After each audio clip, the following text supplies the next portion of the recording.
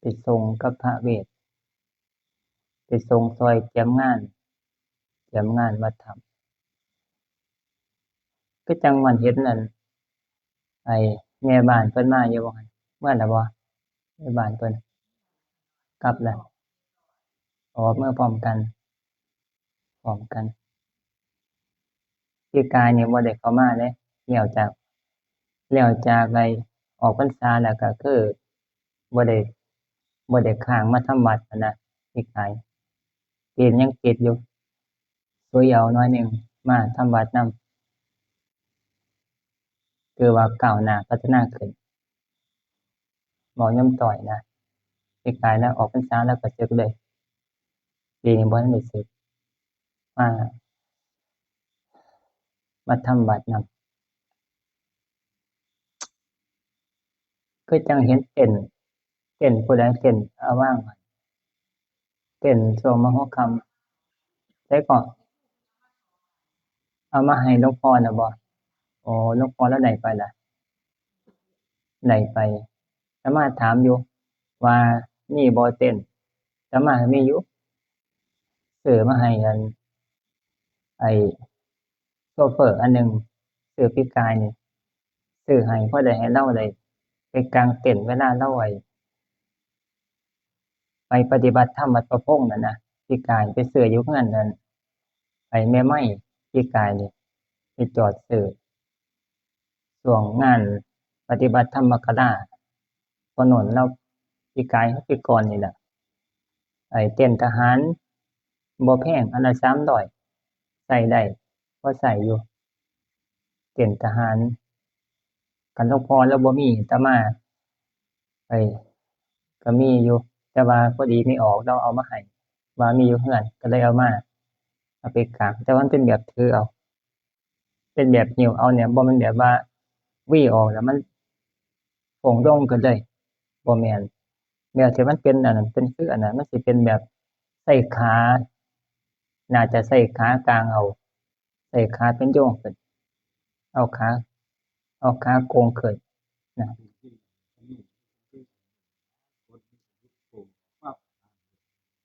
แต่ว่าคันแบบที่อาตมาซื้อมาให้โชเฟอร์นี่คืออันเป็นกลมๆเวลาโหดสิบออกเอาบี้ออกมันสิโปร่งโล่งขึ้นเลยนะตัวนั้นกู้ง่ายแต่ว่าคันผู้กู้บ่เป็นนี่ก็กู้บ่เป็นค่าตั้งแต่อันเต้นอยู่หั้นแม่นไปกู้เป็นอยู่บ่ฮะมันกู้บ่เป็นลบหน้าลบหลังอยู่ลางเทื่อเขาเจ้าก็ท่าอยู่เขาท่าอยู่ว่าเพิ่นนั่นคือจังฮอดเวลาขึ้นรถแล้วคือบ่มามันได้ไปอันนั้นแท้ค่าเต้นสิไปหั้นมานี่บ่ได้ค่ากู้บ่ทันเป็นนะกู้เต้นม่วนเข้า3 เทื่อ 3 เกาะเอาเข้าพอดีกับอันกับโศกมันมันซุมื้อเขาเจ้าเฮ็ดง่าย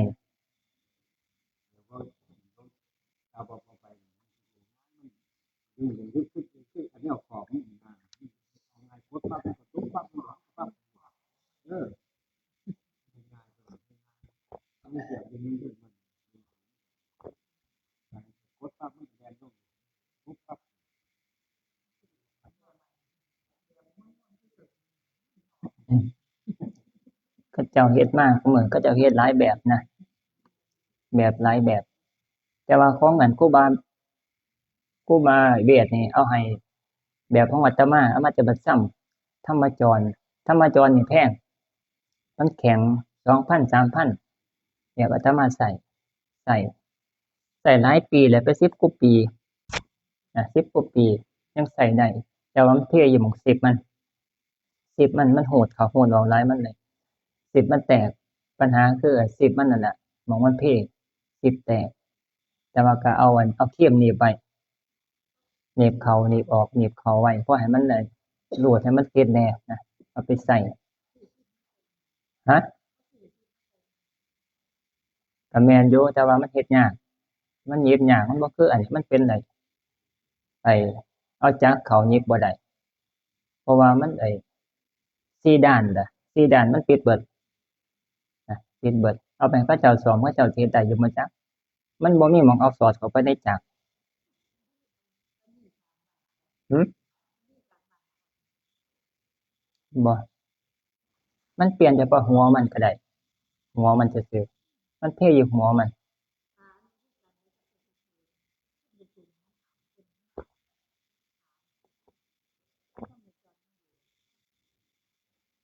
บ่ได้ใช้ซื่อๆดอกแต่ว่าอั่นกุฏิวัดถ้ำนี่เขาเจ้ามีแต่แยงเบิดเขาแอมแต่แยงเบิดนั่นล่ะแต่ว่ามันยังสิบ่สบายคืออยู่นี่นะอยู่นี่เฮ็ดกุฏิแบบดีอยู่แต่ว่าอยู่วัดถ้ำนี่คืออั่นพวกพระบวชใหม่อยู่นี่เขาเจ้าให้ไปอยู่ในป่าไอ้ส่ำเถียงน้อยส่ำตะแคร่ส่ำของอันนี้ล่ะประมาณนั้นล่ะแต่ว่าสิส่ำของพรบุญมีซะประมาณแต่ว่าบ่ใหญ่เท่าดอกเฮ็ดขึ้นมาแนวนั้นบ้านนี้ก็บ่มีแนวแอ้มเดะอันแท้ก็แยงแอ้มเอาแท้ก็แยงแอ้มเอาแอ้มเฉพาะหัวมันปิดกันฝนแต่ว่าทั้งข้างมันก็ใส่แค่แยงใสๆนั่นแอ้มเอาบ้านเขาผ้าม่านรูดเอาอยู่แบบอากาศถ่ายเทได้ดีผู้ว่าเวทเลาก็สิบ่ย้านดอกบ่ปานใดดอกแต่ว่าหลวงพ่อนี่น่าจะคือสิคนเราย้านเดะหลวงพ่อนะคนจิตตื่นๆแนวคนบ่ค่อยเคยอยู่อันนี้ปานใดนะก็สิย้านแหน่แต่ว่าก็ถือโอกาสในการนั้นต่างได้ไปหาประสบการณ์เพราะว่ามีโอกาสในการบวชต่างได้มีโอกาสไปอยู่ช่วงวันพระแต่มาที่แรกว่าสิหลังวันพระจั่งค่อยให้เขาเจ้าไปส่งซอยเตรียมงานแต่ว่าพอดีมันถึกวันพระบัดนี้ก็เลยคิดว่าให้ไปร่วมกิจกรรมช่วงวันพระนำต่างได้ไปทำวัดกับโยมวัดธรรมกับครูบาอาจารย์เปลี่ยนสถานที่แล้วก็พอได้ไปฟังหลวงพ่อวัดถ้ำเพิ่นเว้าในยามวันพระจั่งซี้นะก็ได้มีแง่มุมหาประสบการณ์อยู่นี่ก็อยู่มาน่ะเป็นพรรษาแล้วต่างให้ได้เปลี่ยนรสชาติจักหน่อยเปลี่ยนประสบการณ์จักเทื่อพอได้มีแนวความคิดต่างๆหลายๆอย่างแม่นอยู่บ่ได้ถือออกไปก็พอได้เห็นบรรยากาศเพราะว่าแต่ละหม้องเขาเจ้าก็เฮ็ดบ่คือกันเดะหมายถึงบางแง่มุมบางอย่างเล็กๆน้อยๆนะบางครั้งก็เกิดปัญญาขึ้นมาในการปฏิบัติธรรมในการฟังเทศน์ทุกอย่างนั่นล่ะการไปส่ำเขาไปดูงานแม่นบ่ไม่ออกพวกเขาเจ้าทำงานต่างๆแม้แต่การปลูกบักทุเรียน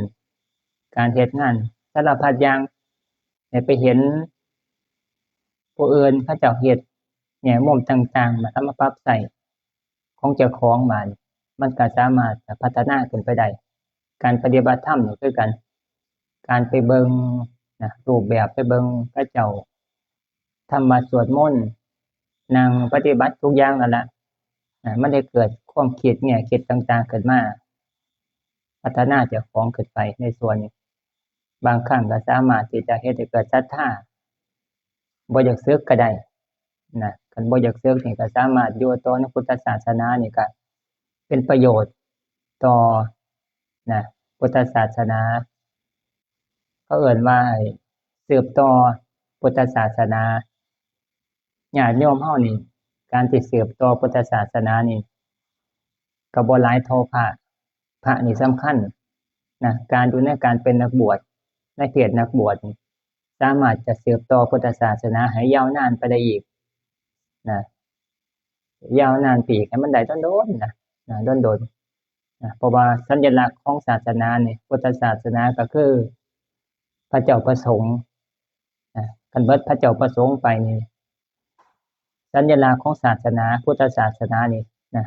มันก็ค่อยเบิดไปเสื่อมไปบ่เห็นคันมีคนห่มจีวรมีพระเจ้าประสงค์อยู่โกนหัวห่มจีวรบิณฑบาตอยู่มันก็คนก็รู้จักว่านั่นเป็นพระภิกษุในพุทธศาสนามันก็ยังมีศาสนาอยู่ในส่วนนี้จังว่าเราบ่อยู่บัดนี้เนาะเว้าเพิ่นหลวงพ่อจักหน่อยให้ให้เทศน์ศีลน่ะก่อนออกพรรษาผู้เฒ่าได้ยินแต่เสียงน้ำตาไหลอยู่ให้ว่าซั่นอาตมาก็ถามเลาอยู่มื้อใหม่มาว่าหลวงพ่อให้ซะบ่ว่าซั่นผมก็ให้ทีละอาจารย์แล้วว่า เพิ่นดีใจเพิ่นดีใจเพิ่นซึ้งแรงซึ้งเว้าไปถึงจุดหม้องที่เพิ่นได้เพิ่นซึ้งนะซึ้งหม้องเพิ่นได้บวชนะได้บวชแล้วก็ได้ปฏิบัติอุทิศบวชให้ผู้นั้นผู้นี้อาตมาฟังคร่าวๆนะบวชได้บวชให้ผู้นั้นผู้นี้บวชให้น้องแหน่บวชให้พ่อให้แม่แหน่นะเพิ่นเว้ามาถึงจุดนี้เพิ่นก็ซึ้งดีใจนั่นนะคนซึ้งเทิงเว้าเทิงเสียงสั่นเทิงไห้ไปนำกับมื้อกับตอนนั้นเพิ่นรับผ้าอาตมาจำได้อยู่อาตมาถ่ายไว้อยู่มื้อรับผ้าเลาก็ไห้คือกันเดะมื้อรับผ้าตอนสิบวชอะนะแม่นอยู่บ่แม่แอ๋มบอกว่าให้ขอขมากล่าวคำขอขมาน่ะนะพอดีเราบ่อยู่นะแล้วพอบอกมาพอบอก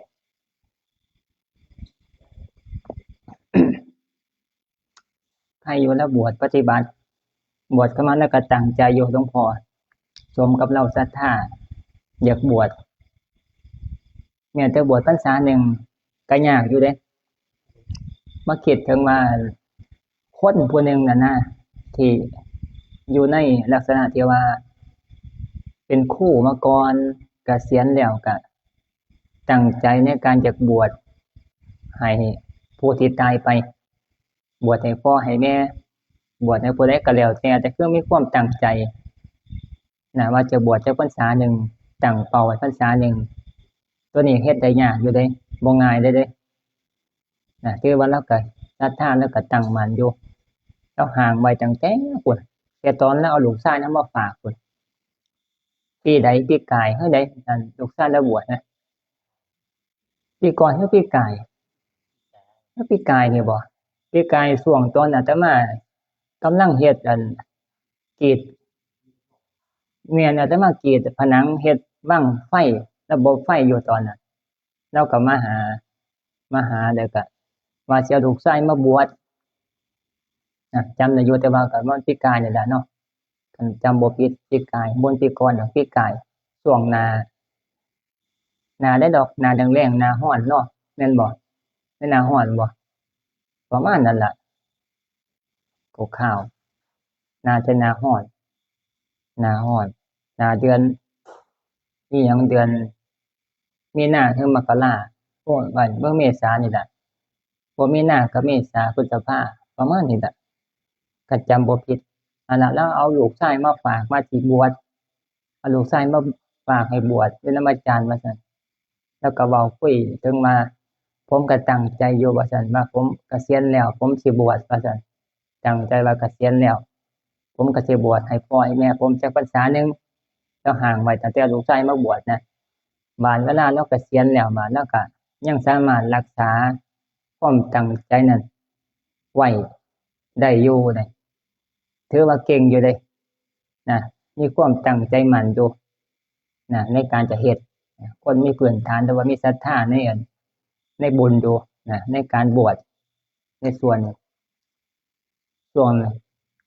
พระเจ้าก็มีปัญหาแหน่ เกี่ยวกับเรื่องพระนะตามที่รู้จักนั่นแหละรู้จักช่วงนั้นเราก็เลยเบื่อหน่ายเราก็เลยมาอยากบวชเอาลูกชายมาบวชนำ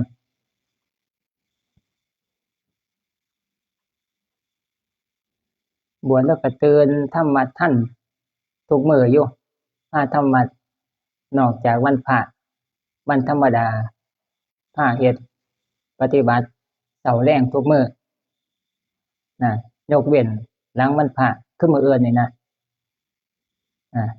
หยุดมื้อหนึ่งอาทิตย์หนึ่งนี่ปฏิบัตินี่คือหยุดมื้อหนึ่งมื้อหลังวันพระคือมื้ออื่นนี่นะยามมื้อแลงกับยามมื้อเช้ามื้ออื่นน่ะหยุดให้พักปฏิบัติ7มื้อปฏิบัติ6มื้ออาทิตย์หนึ่งนี่พักมื้อหนึ่งพักซักผ้าซักแพรพักผ่อนมื้อหนึ่งพอได้เซาเมื่อยบัดตื่นมามื้อใหม่ยามมื้อแลงบัดจั่งค่อยปฏิบัตินะเฮ็ดต่อเนื่องตื่นแต่ลุกเช้าเปลี่ยนให้ทีละครั้งเปลี่ยนทีละครั้งพาย่างจงกรมหลังฉันอาหารยามมื้อเช้าแล้วมื้อละ45นาทีถึง50นาทีบางครั้งก็ได้ชั่วโมงกว่า แต่ว่าอย่างน้อยๆก็คืออย่างต่ำเนี่ยคือ45นาทีนะเป็นกฎกติกาบังคับบอกให้เฮ็ด ร่วมกันแล้วก็เฮ็ดได้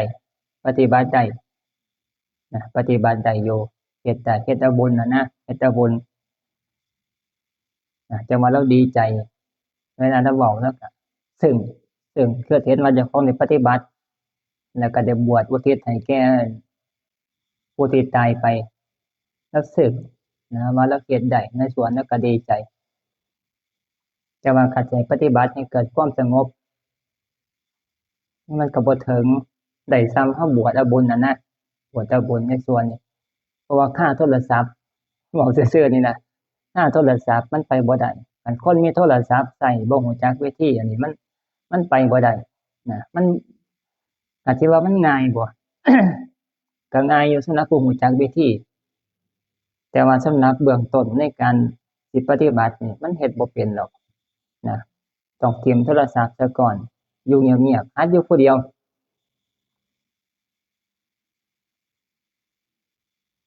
อยู่ผู้เดียวให้มันได้ซะก่อนอยู่กับเจ้าของนี่นะโดยที่บ่มีเครื่องมือสื่อสารอยู่กับเจ้าของนี่ไปอยู่นะตอนนี้ผู้ใดเคยนอนวัดสิรู้จักนอนวัดของเขาจักน้อยหนึ่งคือแม่แอมนี่สิรู้จักอยู่บ่จักสิรู้จักอยู่บ่อยู่กับเจ้าของมันได้แต่ว่าเฮาอยู่แค่มื้อเดียวคืนเดียวนะมันก็ตอนนี้มันก็สิบ่เห็นปานใดแต่ว่าคันมาบวชอยู่แบบอยู่แต่วัดกุฏิเจ้าของอยู่น่ะอยู่แต่กุฏิมาศาลาทำกิจอยู่ในบริเวณวัดนี่อยู่ให้มันได้อยู่กับเจ้าของในกิจที่เป็นอยู่นะมันหวยทุกข์ต่างๆก็สร้างแต่ว่าก็พยายามหาวิธีในการปรับความคิดเจ้าของนั่นให้อยู่ได้มีความผาสุกนะให้อยู่ได้นะใช้คำว่าคนอยู่ได้จังค่อยสิเริ่มในการจะปฏิบัติเข้าสู่ความสงบได้ส่วนอาตมาก็เว้าไปเรื่อยๆเว้าไปเคยเว้าหลายเทื่อแล้วแต่ว่าผู้ที่เข้าใจนี่ก็น้อยนะน้อยจังว่าพระที่มาบวชคันยังฆ่าสิ่งต่างๆเหล่านี้ มันก็เฮ็ดบ่ได้ผู้ใหม่บ่ทันรู้จักเวลาปล่อยบ่ปล่อยเวลาว่างบ่ว่างจังซี้นะบ่รู้จักวิธีนะบ่ง่ายเด้ตัวนี้เว้าคือง่ายแต่ว่าก็บ่ง่ายนะเพราะว่ามันนั่งแล้วมันก็คาอารมณ์ที่ไปเบิ่งนะเรื่องนั้นเรื่องนี้ต่างๆนะแม่นแท้ช่วงเรื่องเขาเจ้ายิงกันแล้วก็ติดตามอยู่เลยติดตามข่าวสารทหารที่ต่างๆเขาเจ้ายิงกันแล้วก็ไปซังเขมรจังซี้นะคิดเรื่องนำเขาเจ้ามันก็เลยบ่สงบมานั่งภาวนาก็คาแต่คิดเท่านั้นแหละอารมณ์มันฟุ้งนะใช้คำว่าอารมณ์มันฟุ้งมันปรุงแต่งมันบ่ได้ง่ายเลยตัวนี้แต่ว่าคันเฮ็ดเป็นแล้วบาดมันก็รู้จักวิธีการวางอารมณ์ฮอดเวลานั่งก็คือเรื่องต่างๆเรื่องราวต่างๆเฮาก็อย่าเก็บมาคิดอย่าเก็บมาคิดเห็นมันเกิดขึ้นอยู่ที่แรกแต่ว่าเฮาก็บ่ไปบายความคิดน่ะมันเกิดขึ้นมาปรุงขึ้นมาปั๊บเราเห็นเราก็บ่ไปบายมันเอาไปมันก็ผ่านไปมันก็ค่อยห่างออกมันก็ห่างไปมันก็บ่มากวนมันก็เหลืออยู่สติอยู่ที่กรรมฐานนี่ตัวนี้เว้าคือง่ายแต่ว่าเราเฮ็ดบ่ได้มันเลยบ่รู้จักวิธีการนะกำหนดสตินั่งสมาธิตัวนี้บัดนี้ผู้ใหม่นะเว้าผู้ใหม่นะมันก็ต้องปล่อยพวกพวกนี้ช่วยถ้าซั่นเขาสิเอิ้นว่าสัปปายะสถานที่สัปปายะมีผลในการช่วยปฏิบัติ แต่ว่าการสิปฏิบัติเอาบุญนี่ซื่อๆนี่นั่งเอาบุญทำวัดสวดมนต์เอาบุญฟังเทศน์เอาบุญจังซี้มันก็ได้อยู่แต่ว่าเว้ามาคือว่าเฮาสิปฏิบัติเฮ็ดให้มันจิตมีสติกำหนดสติได้แล้วก็เกิดความสงบในเบื้องต้นจังซี้นะมันก็ต้องอาศัยการปล่อยในสิ่งที่มันมีอยู่นะปล่อยภาระซะ ปล่อยภาระส่ำญาติโยมเฮาพากันนั่นมีภาระต่างๆสารพัดภาระมานั่งภาวนาสิมันสงบนี่มันก็บ่สงบมันก็คิดเรื่องเก่าๆนั่นล่ะการเดียวกันพระคือกันไปยุ่งกับสิ่งใดต่าง มันก็ติดในสิ่งนั้น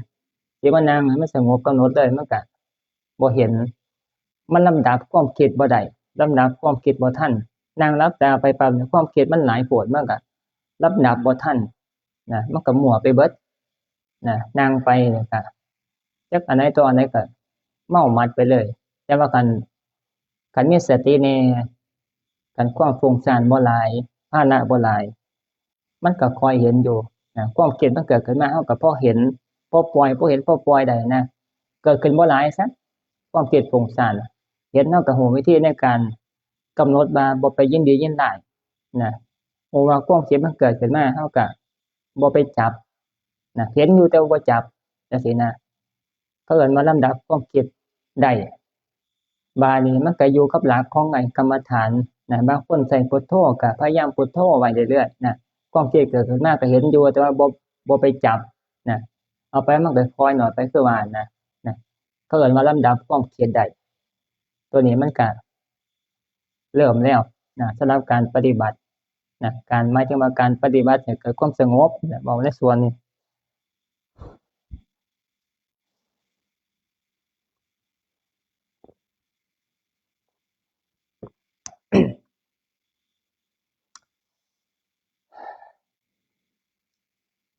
ส่วนนั้น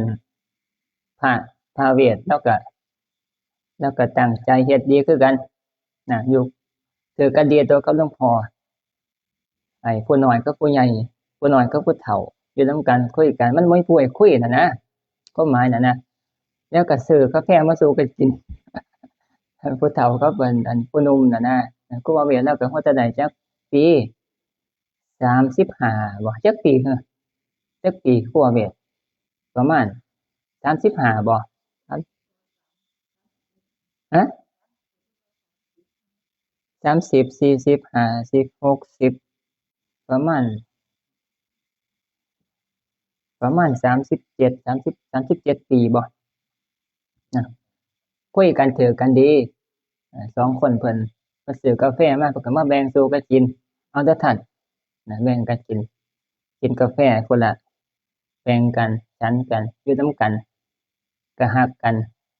ดีมันบ่มีผู้คุยน่ะนะปฏิบัติยามปฏิบัติก็พากันมานั่งสวดมนต์ทำวัดนำกันอาตมาก็เลยจับอุปโลกน์ใส่นำกันนะที่แรกว่าสิให้ครูบาเวทอันให้ครูบาเวทอุปโลกน์เป็นผู้แรกนี่บ่ได้แล้วเว้าบ่คล่องปานใดการสับปากน่ะนะสับปากใส่เว้าคำออกมานั่นจำเทศละจังซี้นะแล้วก็เว้าบ่ค่อยออกมันคาอยู่ที่ปากระบบการเว้าแล้วก็หลายๆอย่างนะให้หลวงพ่อเว้าหลายๆหลวงพ่อเว้าอันผู้แรก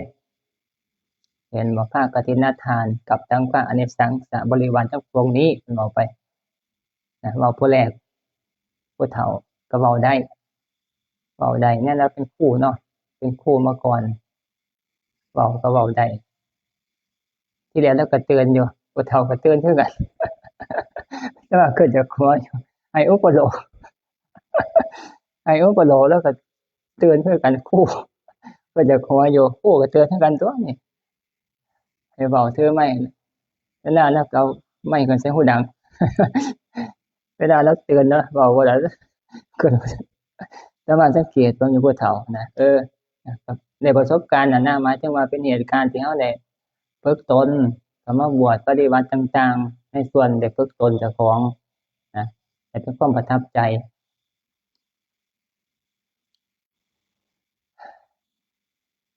ได้ยินตั้งแต่เมื่อกี้แล้วหลุ่นอยู่ว่าซั่นหลุ่นครูบาเวทหลุ่นเราย้านเราเว้าบ่จบแม่เราแหน่หลุ่นว่าซั่นแหละหลุ่นหลายคนบ่ว่าแต่อันนี้นะมันแนวมันบ่เคยได้เฮ็ดประจำเนาะฮะไผก็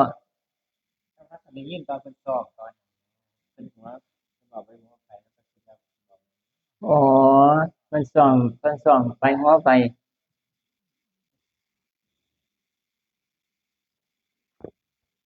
จบอยู่อาตมาพาซ้อมให้เบิ่งนะเวลาทำวัดแล้วแล้วก็ให้เลาเว้าให้ฟังซ้อมให้ฟังอันใดคำเว้าอันใดมันเว้าบ่ถูกก็ต่อใส่จังซี้นะมันก็เวลาเว้าจริงมันก็พอได้อยู่ พอได้อยู่เทือนตลปัดก็ถูกอยู่แล้วคนบ่ได้บอกกันเทือนตลปัดเอารูปเข้ามาทางในเจ้าของเอาทางมันบ่มีลายเอาไปหาทางนอกมันบ่ถูกมันก็ต้องเอาลายไปทางนอกเห็นบ่ลายมันสิมีลายเด้ เห็นบ่ตัวนี้เป็นลายมันที่ระลึกในงานอุปสมบทจังซี่ต้องเอาออกทางนอกบางคนบ่ฮู้จักบ่เคยถือตลปัดเนี่ยท่านก็ได้ตัวว่าซั่นเอาทางลายเข้าหาเจ้าของเอาทางเดียไปหาอันทางนอกมันบ่มีลายนะพระเจ้าก็หัวขวนสมัยหนึ่งเว้าเรื่องตัวนี้ครูบาโสอยู่บ้านซ้ำแต่กี้ไปพักนำกันแต่มาใส่ไปซอยงานพระเจ้านิมนต์ไปงานคนตายอยู่แถวนั้นสวดอภิธรรมบัด สวดอภิธรรมต้องถือตลปัด4รูปไอ้เกิดอิหยังไปไม่กลับหลับไม่ตื่นเฟือนไม่มีหนีไม่พ้นจังซี่นะถือตลปัดอาตมาก็นั่งหัวผู้แรกแล้วก็นั่งผู้ที่สองไปสวดอันอภิธรรมพอดีอาจารย์เชียนเราบ่ได้ไปมื้อนั้นอาตมาก็ไปนั่งหัวสวดกับวัดบ้านซ้ำวัดเทิงน่ะหมู่12น่ะวัดป่าน่ะอยู่หมู่8วัดบ้านน่ะอยู่หมู่12แต่ว่างานศพนี่อยู่หมู่12เขาเจ้าสวดอภิธรรมไปบ้านนี่อาตมาก็พาตั้งตลปัดสิสวดอภิธรรมเพิ่นก็เอาอันนี้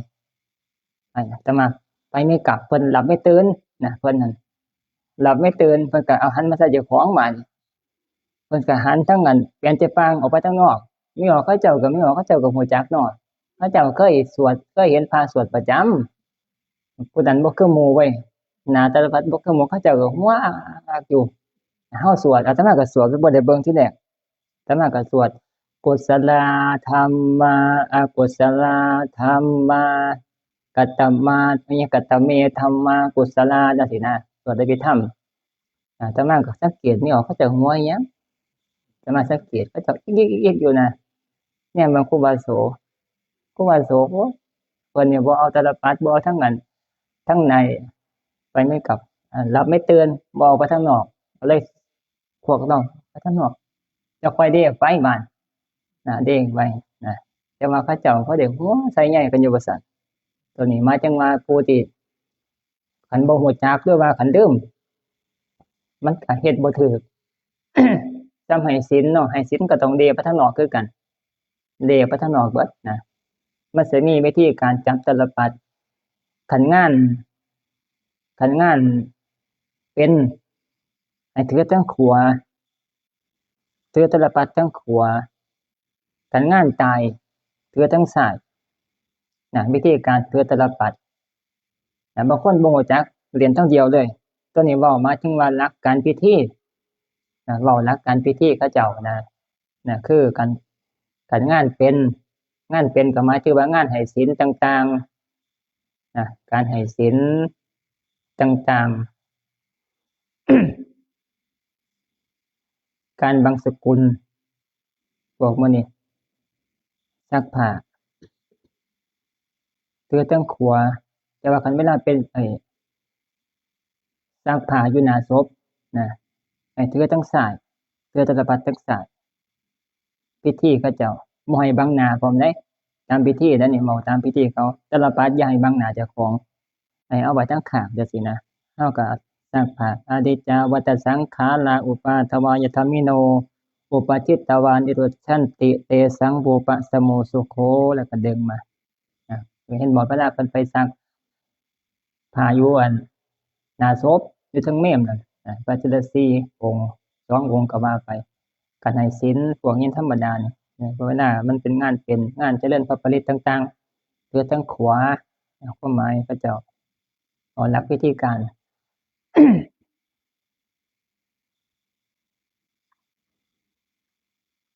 แล้วคนก็สั่น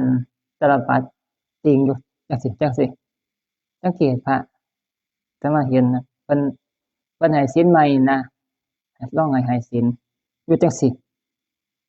ตื่นเต้นมือมันสั่นเองอัตโนมัตินะเป็นธรรมดาแต่ว่าก็เป็นเรื่องที่เฮ็ดให้เกิดความอิหยังล่ะเอิ้นประสบการณ์ใหม่ๆ คนมาหลายๆตื่นเต้นของไอ้พอมีว่าหันเว้าอีหยังมางานกฐินว่าหันได้เว้าอีหยังมาเว้าคำถวายอีหยังก็ถวายกฐินบ่โอ้ได้กล่าวคำถวายกฐินเว้าถูกอยู่เดะเนาะแต่ว่าก็บ่ได้ฟังปานใดแต่ว่าก็คาๆตั้งแต่เบิ่งหลายอย่างอยู่บ่ได้ไปโหราบ่ได้เอาใจไปรู้ของเรื่องของอันฮะตกก็มีตกอีหยังตกค่ำอีหยัง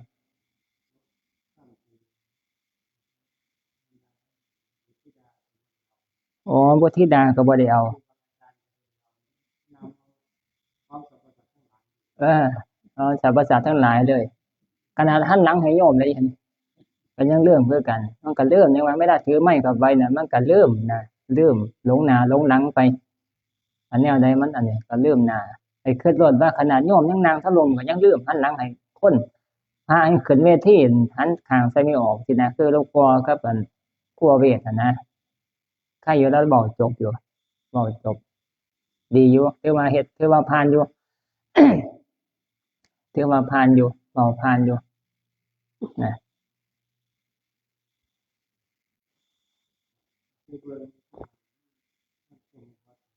หือ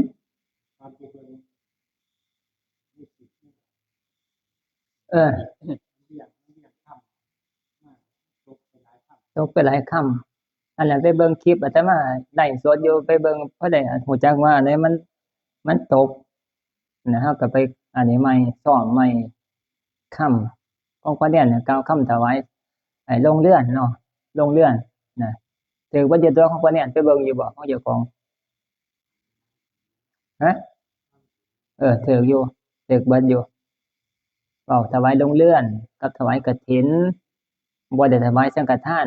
ก็คือว่าเป็นนั่นอาศัยเอาบุญกฐินเป็นใหญ่น่ะเป็นไอ้เป็นใหญ่นะมันงานกฐินกับงานบุญสังฆทานก็จังค่อยเอาคำถวายสังฆทานเป็นใหญ่แนวอื่นเป็นบริวารจังซี้นะเป็นบริวารถวายอย่างเดียวก็คือซ้ำถวายแนวอื่นไปนำจังซี้นะแต่ว่าตอนนี้มันลงเรื่องมันก็ต้องให้เกียรติจักหน่อยมันเป็นเรื่องของอันถวายเนี่ยก็เลยต้องกล่าวนำแต่ว่าเกี่ยวกับเรื่องภัตตาหารต่างๆเนี่ยก็คือเป็นบริวารของกฐินของอันโรงเรือนไปเลยนะถวายแล้วก็รู้จักในใจเจ้าของแล้วก็อุทิศส่วนบุญไปนำกันเลยนะถือโอกาส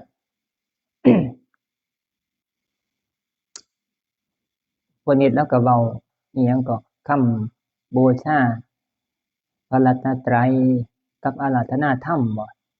แม่นอยู่บ่อาราธนาธรรมผู้ใดเว้าพ่อแน่นบ่อ๋อพ่อแน่นเว้าอาราธนาธรรมเทศน์เออ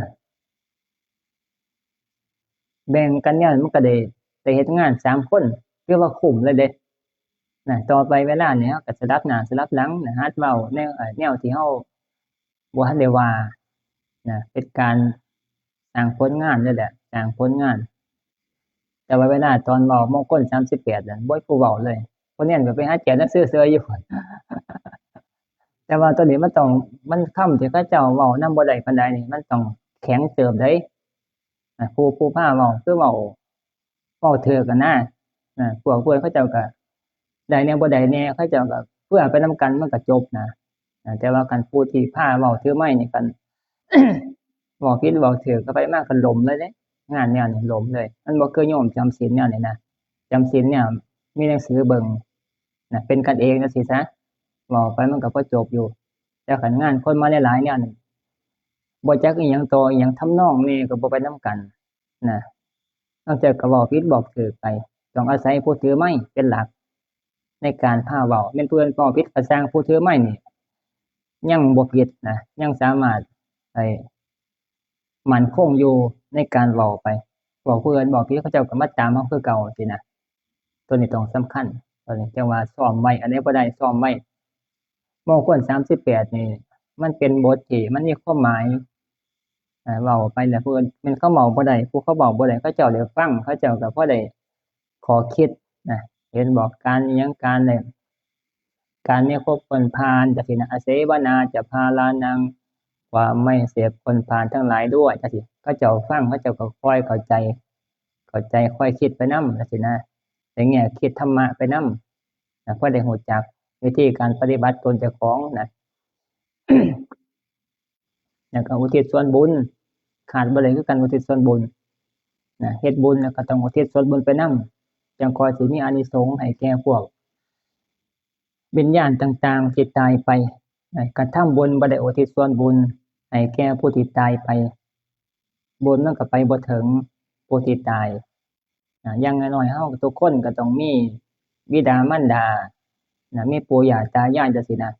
ทำบุญทุกครั้งเฮาก็พยายามน้อมจิตระลึกถึงแล้วก็อุทิศส่วนบุญที่ได้เฮ็ดนั่นล่ะแม่นสิน้อยสิหลายก็สร้างแต่ว่าก็อุทิศไปให้พวกที่เขาเจ้าตายแต่อานิสงส์นำสิถึงบ่ถึงก็สร้างเฮาเฮ็ดไปตามหน้าที่เฮ็ดไปในส่วนนี้มันก็เป็นประโยชน์แก่ผู้ที่ตายคันเฮาบ่ได้อุทิศส่วนบุญมันก็เป็นของเฮาผู้เดียวเฮาเฮ็ดอันใดเฮาก็ได้บุญอยู่แล้วแต่ว่าการที่เฮาอุทิศส่วนบุญไปให้แก่ผู้ที่ตายไปเฮาก็ได้ผลิตบุญเพิ่มไปอีกเป็นกอง2ส่วนเฮาก็ได้2ส่วนอีกส่วนหนึ่งก็ให้ไปแก่ผู้ที่ตายไปตัวนี้เว้าตามบุญบุญเห็นบ่ที่อยู่ในอันบุญที่เพิ่นเว้าเกี่ยวกับเรื่องบุญกิริยาวัตถุ10อย่างบุญเกิดจากการอุทิศส่วนบุญเห็นบ่เฮาเฮ็ดอุทิศส่วนบุญไปให้แก่ผู้ที่ตายไปเฮาก็ได้บุญเพิ่มไปอีกกองหนึ่งเป็น2กองจากการให้ทานจังซี่สมมุติให้ฟัง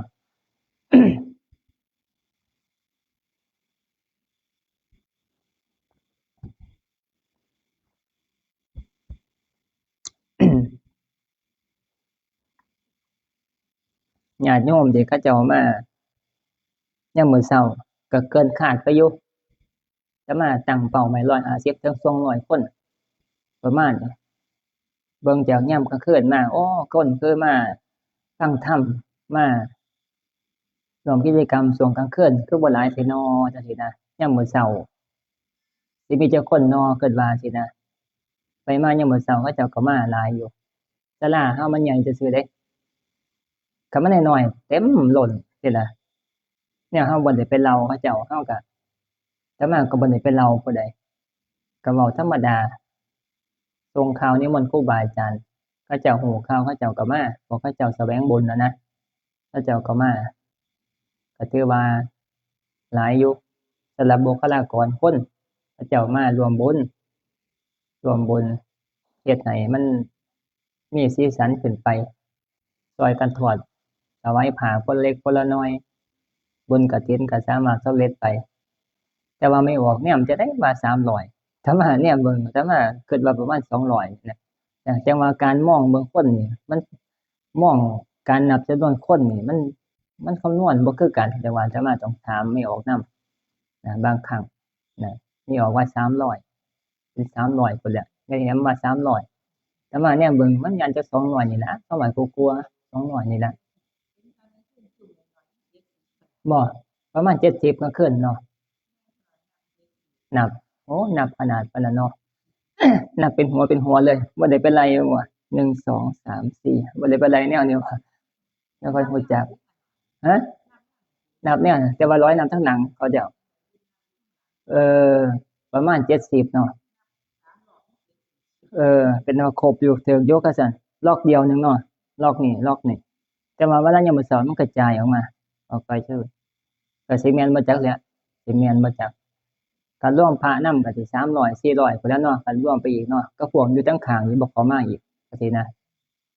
พู้นแหล้วคันสิเว้าแนวนี้เอาพระใส่นำประมาณนั้นล่ะคร่าวๆถือว่าสำเร็จไปดีเขาเจ้าบ่ยิงกันย้านวันที่10น่ะบ่ ย้านเขาเจ้าขีดเส้นตายอยู่สระแก้วพู้นทางเฮาก็ตื่นแต่ว่าเฮาเห็นเหตุการณ์แนวนี้จังว่าเห็นความอ่อนไหวของคนนี่เขาเจ้าอ่อนไหวแรงอ่อนไหวแรงเกี่ยวกับเรื่องข่าวต่างๆเหตุการณ์ต่างๆเล็กๆน้อยๆก็เตรียมพร้อมในการจะหลบหลีกจะหนีซะจะหนีภัยอันตรายต่างๆย้านอ่อนไหวคือหลวงพ่อเพิ่นเทศน์อยู่หลวงพ่อวัดถ้ำเพิ่นเทศน์คันตายญ้อนลูกปืนเขาเจ้านั่นมันก็ได้8ล้านพุ่นเดะเพิ่นว่า แต่คันนี้ไปน่ะเป็นรถชนตายนะคือก็ไปเป็นความดันตายอยู่อยู่หันอยู่นี่เขาเจ้าบ่ให้เงินนะบ่ให้เงินแต่ว่าคันถูกระเบิดตายเฮาถูกระเบิดอยู่บ้านเฮาจังซี่นะ ตายมีคุณค่าพุ่นเด้8,000,000พุ่นเด้8,000,000ได้เงินพร้อมแต่ว่าคันไปตายโดยที่บ่ได้ถูกรถชนเขาเจ้าก็บ่ให้เงินนะบ่ให้เงิน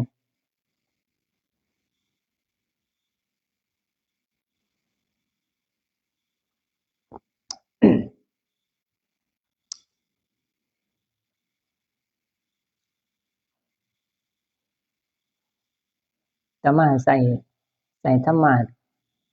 แบบเอาเตียงมาตั้ง เตียงมาตั้งก็ครูอาสนะเอาก็แล้วว่าจั่งนั้นเนาะบ่ต้องไปใส่ธรรมาสนะครูบาอาจารย์เพิ่นแนมหาใส่ธรรมาสนั่นแหล้วว่าซั่นเอาอาสนะปูใส่ให้เอาหมอนมาตั้งคือเลยนะจะใส่ก็ได้ตั่วนะแนวเฮาเฮ็ดตามธรรมดานะบ่ได้ไปยืมนะบ่ต้องไปยืมยากบ่ต้องไปยืมยากเอาแบบธรรมดาที่มันมีนะก็เป็นอีกแบบหนึ่งเทศน์แล้วคือกันโยมก็ฟังคือกันนะฟังบ่ได้ตามมาธรรมาสยากตัวนี้ง่ายดี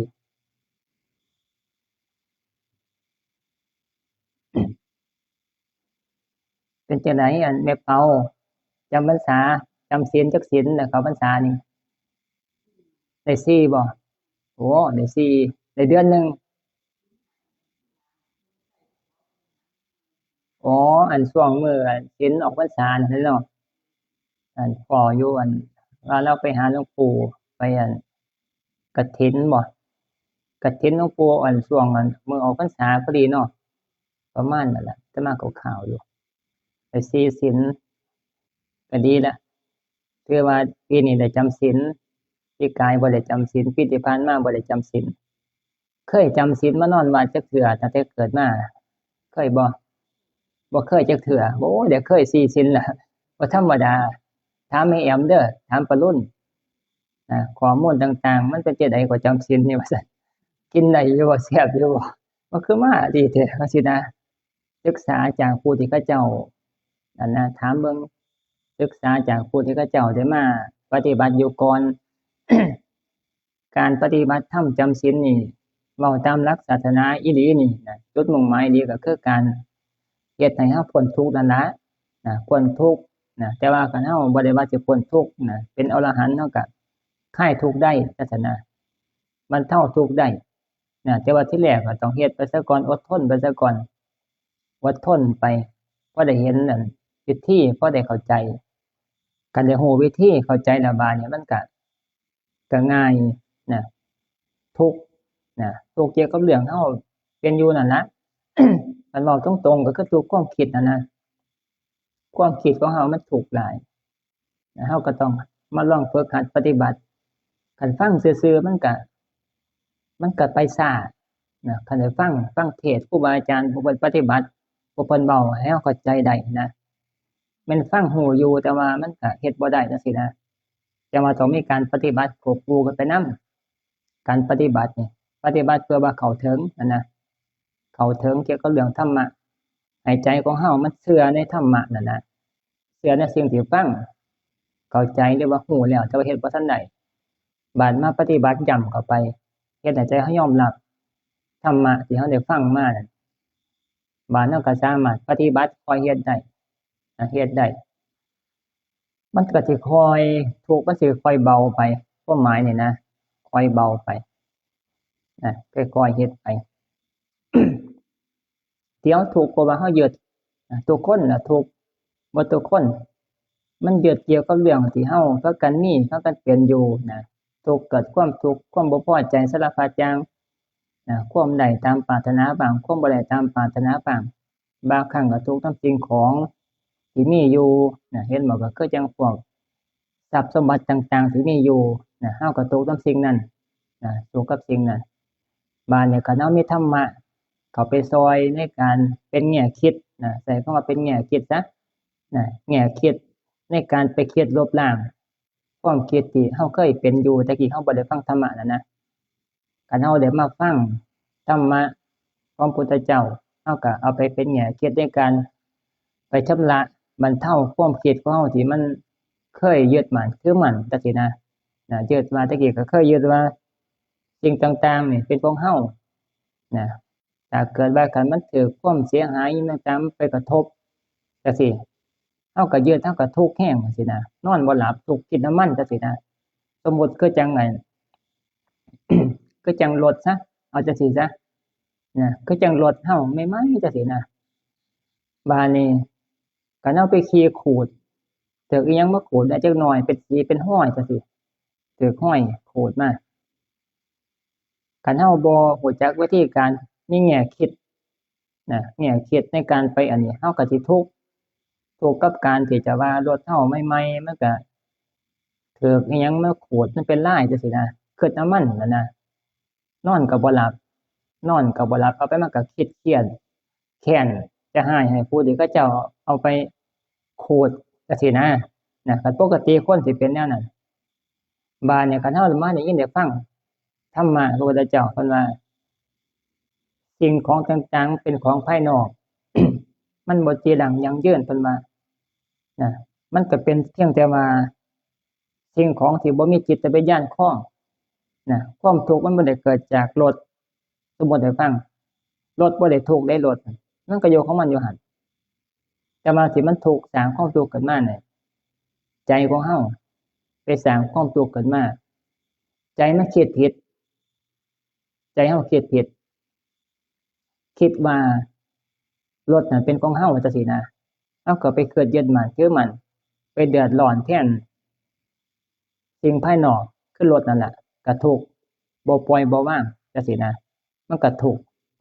บัดนี้คันเฮารู้จักธรรมะบัดเฮาก็เอาตัวนี้ล่ะไปคิดลบล้างความคิดเก่าที่มันยึดมั่นถือมั่นเฮาก็คิดว่ารถมันขูดเอ้าขูดก็ช่างมันเถาะแนวว่าซื้อมามันก็ต้องมีการกระทบกระทั่งสิ่งต่างๆเป็นธรรมดาในเมื่อมันขูดเฮาก็จะค่อยเอาไปเค็มจังซี่นะ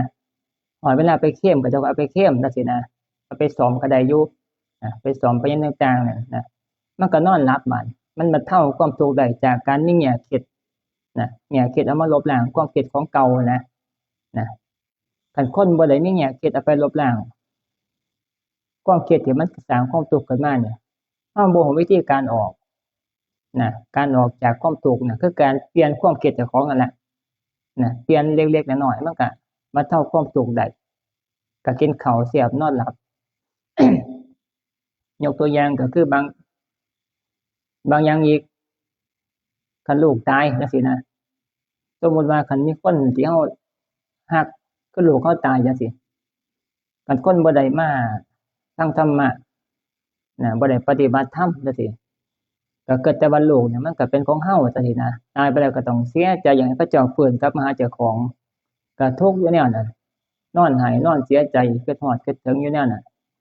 ผ่านไปเป็นเดือนเป็นปีก็ยังคิดฮอดคือเก่าก็ยังทุกข์คือเก่าแต่ว่าบัดคันมาได้ยินได้ฟังธรรมะพุทธเจ้าเกิดว่าคนทุกคนเกิดขึ้นมาลูกก็ดีสามีก็ดีตัวเฮาก็ดีเกิดขึ้นมาก็เพราะกรรมมีกรรมเป็นของเจ้าของมีกรรมนำพาเป็นอยู่แล้วก็มีกรรมเป็นตัวพาไปเป็นตัวพาตายกรรมไผกรรมมันบ่สามารถจะไปแทรกแซงของผู้อื่นได้แม้แต่ตัวเจ้าของก็บ่สามารถจะมาแทรกแซงกรรมที่เคยสร้างไว้ได้ถึงคราวเวลาเจ็บไข้ได้ป่วย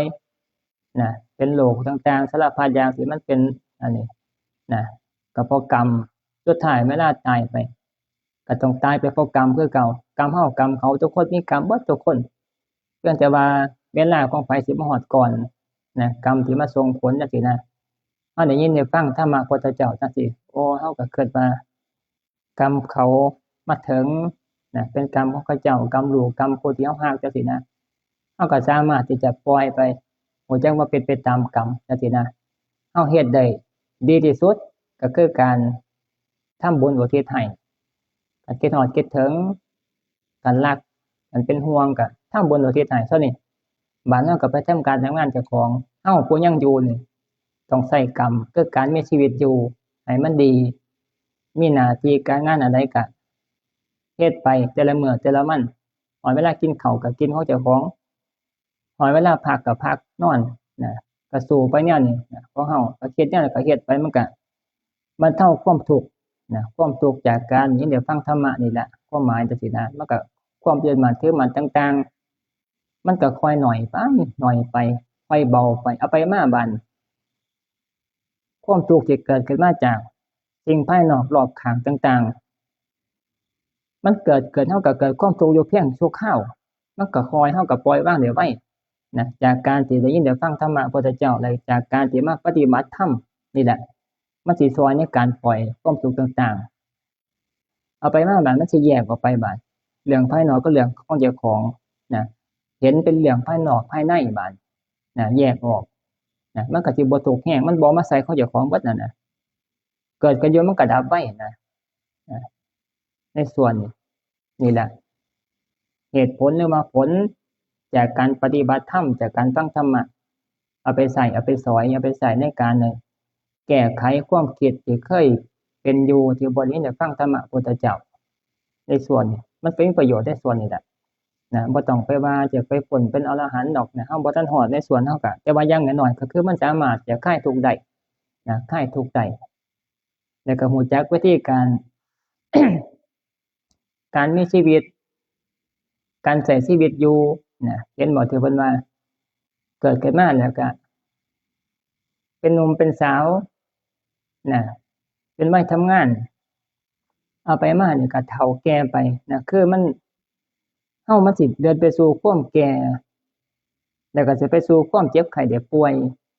สุดท้ายก็สิตายไปนะคันบ่ได้มาคิดในแง่มุมตัวนี้เราก็สิใช้ชีวิตไปเรื่อยๆจังซี่นะ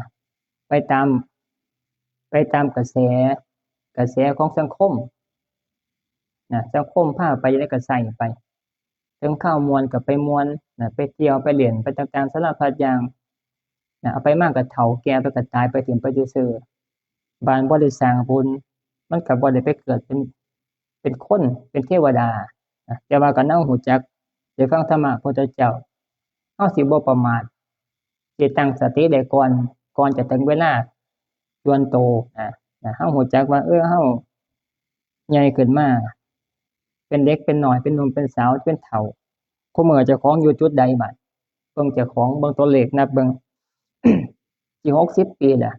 ก่อนมีจักปีพู้นแหละ56เอ้ามันใกล้แล้วนั่นน่ะ56ปีใกล้แล้วนั่นน่ะแม่นบ่ล่ะเฮามาเกิดก่อนโอ้มันใกล้แล้วตัวแต่กี้กูเป็นหนุ่มเป็นสาว20ปี30ปีม่วนเบิ่งคราวเดียวนี่50 60ปีเอาไปมานี่มันสิแม่นความพุทธเจ้าตั่วเพิ่นว่าความแก่ไปมามันสิไปฮอดหม้องสุดท้ายคือความตายมาถึงตายนะก็คิดพ้อยามนี้ก่อนจังซี่นะมันก็คิดพ้อแล้วก็สามารถที่จะพยายามเฮ็ดอยู่นะเฮ็ดหมายถึงว่าการสร้างบุญเตรียมโตนะคิดพ้อก่อนแล้วก็พยายามสร้างบุญเตรียมโตในการไปเกิดเอาใหม่จังซี่ซะนะใส่คำว่าไปเกิดเอาใหม่รู้จักว่าเจ้าของเจ็บไข้ได้ป่วยสิเฒ่าสิแก่สิตายไปเฮาก็เตรียมโตก่อน เตรียมโตก็หมายถึงว่าพยายามสร้างบุญให้ทานตามโอกาสพยายามเฮ็ดฮอดเวลาวันพระฮอดเวลาเข้าพรรษามาก็คือจะเฮ็ดเพิ่นว่าปฏิบัติธรรมจำศีลมันได้บุญหลายนะขี้คร้านอยู่แต่ว่าก็อาศัยที่ว่าเฮาเฒ่าบ่แรงใกล้แล้วจังซี่นะย้านตายจังซี่นะก็อาศัยความคิดว่าย้านตายนี่แหละเป็นตัวกระตุ้นสร้างศรัทธาเจ้าของก็ฟื้นมาปฏิบัติธรรมจำศีลนะทำวัดสวดมนต์นั่งสมาธิฟังเทศน์อดทนรักษาศีลอยู่ศีล8จังซี่นะ นะก็อาศัยความย้านตายนั่นแหละย้านเจ้าของเฒ่าย้านเจ้าของตายก็ฝืนทนใช้คำว่าฝืนทนซะฝืนทนปฏิบัตินะเอาไปมาก็เฮ็ดได้ค่อยเฮ็ดได้ศีล1 2ศีล3ศีลตอนนี้ก็ได้4ศีลแล้วจังซี่นะได้4ศีลเพราะว่าความอดทนนั่นล่ะอดทนซะก่อนบ่ทันเข้าใจดอกแต่ว่าอดทนซะก่อนไปมาอดทนไปเรื่อยเอาไปมาก็ค่อยเริ่มม่วนไปค่อยสบายใจไปค่อยเบาไปเรื่อยนะมันสิค่อยปล่อยวางมันสิค่อยเห็นเองดอกนะความทุกข์ต่างๆที่เกิดขึ้นเอาไปมันเคยหนักอกหนักใจแบบแรงปลงวางบ่ได้ปล่อยบ่ได้วางบ่ได้ มาเนี่ยเฮาเคยมาปฏิบัติธรรมนี่มันได้ความอดทนนะไปอดทนต่ออุปสรรคต่างๆปัญหาในชีวิตนะความอดทนเฮามันสิขยายกว้างออกไปนะความอดทนนี่ต้องสร้างเด้คันอยู่ธรรมดาบ่ได้สร้างขึ้นมานี่มันก็บ่ขยายออกไปนะหมายถึงว่าบ่ได้ขยายออกไปเป็นเกราะป้องกันความทุกข์ในส่วนนี้นะบาดนี้ความอดทนสิเกิดขึ้นมาจากการที่เฮามาฝืนเฮ็ดในสิ่งที่เฮาบ่เคยเฮ็ดนะส่ำเฮานั่งสมาธิจังซี้นะที่แรกก็นั่งโอ๊ยบ่เคยนั่งจักเทื่อนั่น15นาทีก็พอแรงแล้วคันเฮาอยู่เรือนคิดอยู่อยากเฮ็ดแต่มันเฮ็ดบ่ได้มันบ่มีคนพานั่งบ่ได้นั่งพร้อมกันนั่งได้แค่15นาทีแล้วก็สิตายล่ะขานั่นนะเจ็บดากอดทนบ่ได้ก็ลุกขึ้นหนีเฮ็ดหัวมันออกว่าซั่นคิดจังซี้นะคันอยู่บ้านเป็นแนวนั้นเด้ มันบ่มีผู้พาเฮ็ดบ่มีกฎกติกาบ่มีหมู่พาเฮ็ดมานี่มาอยู่วัดบ้านมาอาศัยหมู่อาศัยวัดอาศัยพระอาศัยโยมร่วมกันหมู่เขายังบ่ลุกแนมเสียงตาน้อยเบิ่งจังซี้นะโอ๊ย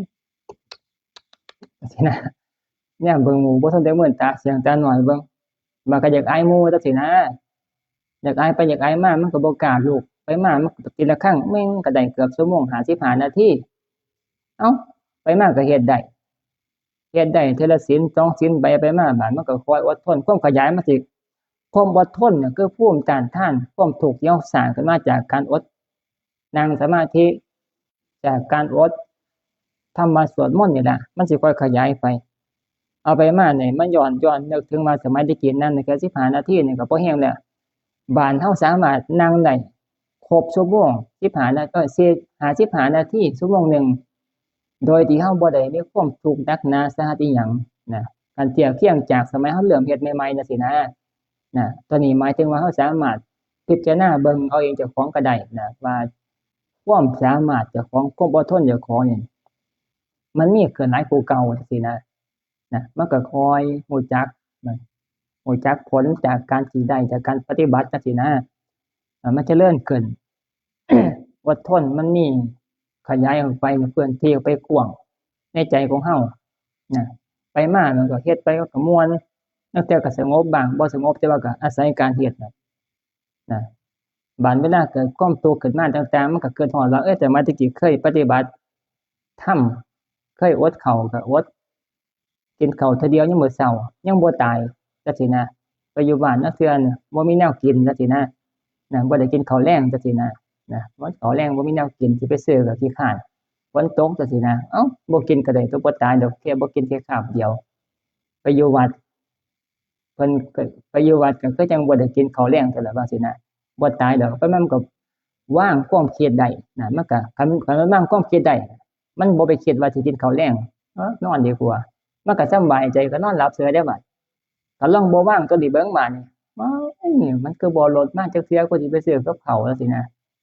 สารพัดอย่างเฮ็ดมันก็หนักใจอยู่บัดมันทุกข์ที่ความคิดความหมายเนี่ยนะอาตมาสิสื่อหมายถึงว่าในส่วนนี้ คันเอาปล่อยวางได้ความคิดได้มันก็เบา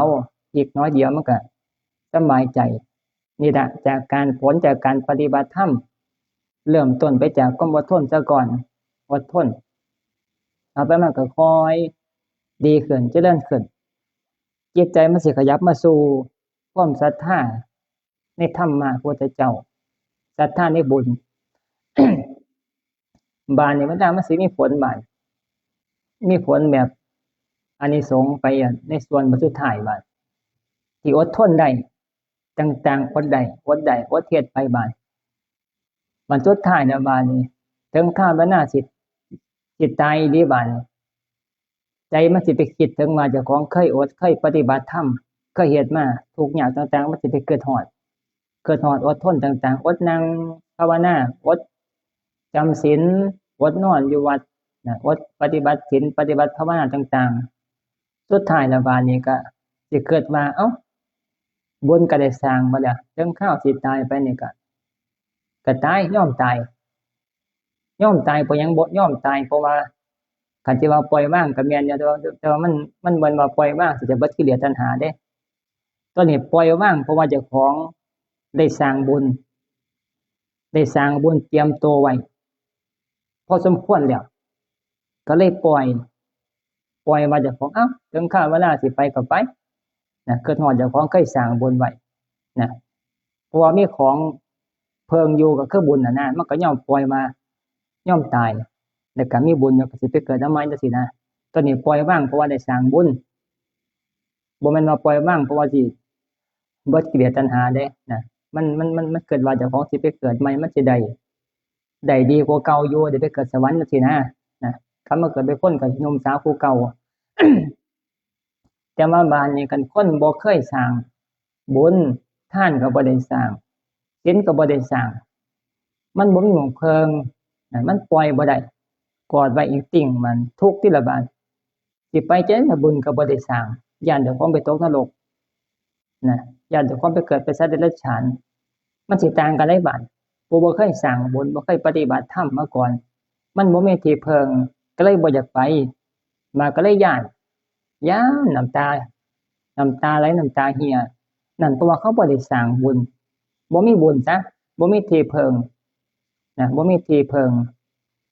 ก็ซ้ำกับเขาเจ้ากันผู้ใดมีเงินเนาะสมมุตินะมีเงินอยู่ในบัญชีนั่น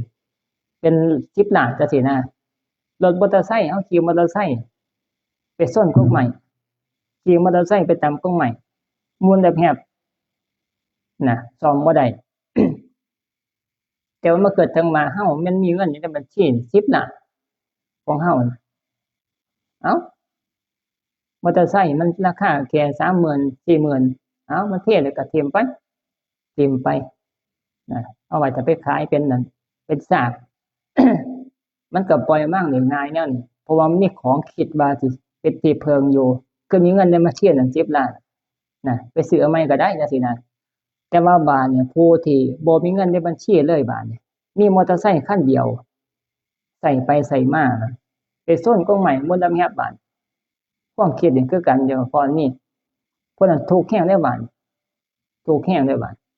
ทุกข์เพราะว่ามันบ่มีอันไหนเลยเป็นที่เพิงบ่มีเงินเลยบาดสิไปหันมานี่สิไปทำงานจังได๋ล่ะสิไปเดินทางไปซื้อของตลาดสิไปอำเภอ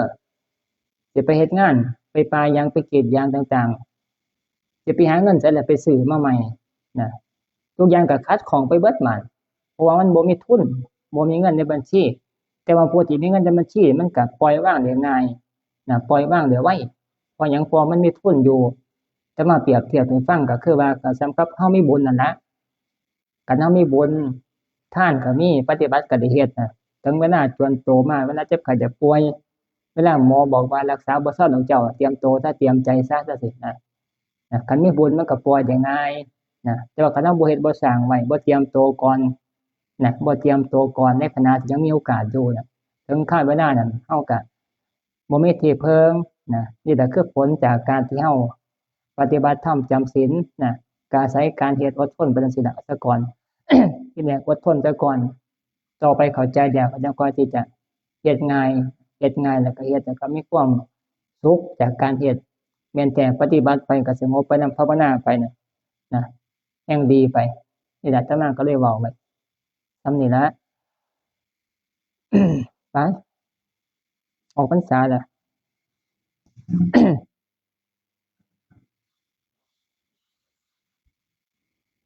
พากันเมื่ออยู่ตั่ว